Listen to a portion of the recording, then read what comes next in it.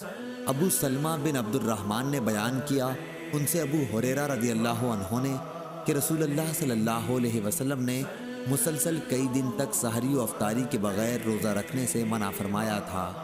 اس پر ایک آدمی نے مسلمانوں سے عرض کی، یا رسول اللہ صلی اللہ علیہ وسلم، آپ تو وصال کرتے ہیں۔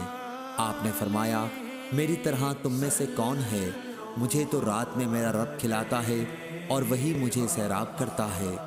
لوگ اس پر بھی جب صوم و وصال رکھنے سے نہ رکے تو آپ صلی اللہ علیہ وسلم نے ان کے ساتھ 2 دن تک وصال کیا۔ پھر عید کا چاند نکل آیا تو آپ صلی اللہ علیہ وسلم نے فرمایا، اگر چاند نہ دکھائی دیتا تو میں اور کئی دن وصال کرتا۔ گویا جب صوم وصال سے وہ لوگ نہ رکے تو آپ نے ان کو سزا دینے کے لیے یہ کہا۔